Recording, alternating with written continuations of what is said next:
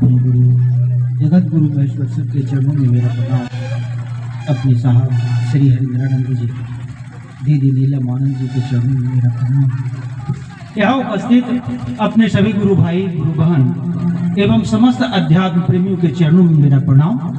तत्पश्चात अदृश्य जगत के समस्त सत्ता को मेरा नमन है। मेरे नमन को आप स्वीकार करें। हम सभी भाई बहन अपने गुरु महेश्वर शिव की जो एक दिवसीय कार्यक्रम बैठक के रूप में बात विचार करने के रूप में मिलने जुलने के क्रम में हमारी आपकी शिष्यता साहब के बताए मार्ग पर कैसे प्रशस्त हो, प्रगाढ़ हो, हमारा आपका शिष्य भाव मजबूत हो, इस निमित्त इस कार्यक्रम में हम आप उपस्थित हुए। मूल उद्देश्य है कि गुरु की बात इसलिए करनी है कि आम जनमानस भी शिव को गुरु बनाने में अपनी भूमिका निभाए। हम आप शिव को गुरु माने हुए हैं, कई वर्षों से हम आप चल भी रहे हैं, कोशिश में हमारा आपका है। हम आप तो चल ही रहे हैं, हम आप सूत्र भी कर रहे हैं, और जितना परिवर्तन हमारे आपके कर्मफल में शिष्य भाव के अंतर्गत है उतना मिल भी रहा है हम लोगों को। उद्देश्य है इस ग्राम में आने का, या इस क्षेत्र में, इस समाज में, इस दुनिया में कि साहब दिल्ली का जो संकल्प है उसके साथ हम आप भी चले, चल भी रहे हैं यथासंभव।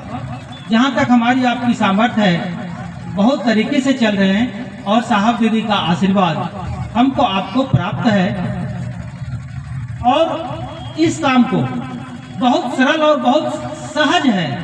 हम आप इसको भले अपने अज्ञानता के कारण, जो मेरी समझ है कि इसको माने दिक्कत महसूस करते हैं हम लोग, इसको माने बाह्य आडंबर खड़ा कर दिए हैं। ऐसा नहीं है, बिल्कुल सिर्फ शिष्यता बिल्कुल अंदर की चीज है।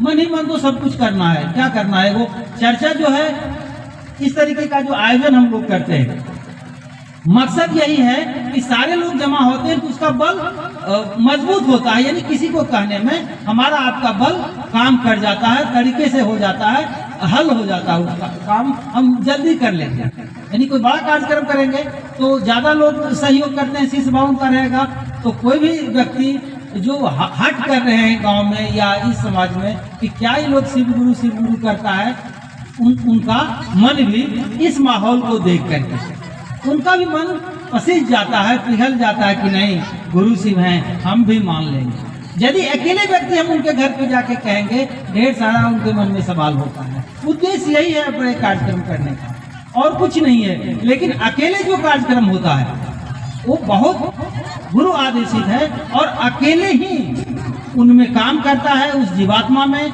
शिव गुरु का बीज डाला जाता है, और वो एक दिन बड़े अच्छे शिव शिष्य के रूप में उभरते हैं। हमारी आपकी क्या स्थिति थी पूर्व के दिनों में, जिन शुरुआत के दिनों में जिन व्यक्ति ने मुझको कहा कि शिव को गुरु माना जाए, वो तो अकेले था, मैं भी अकेले था।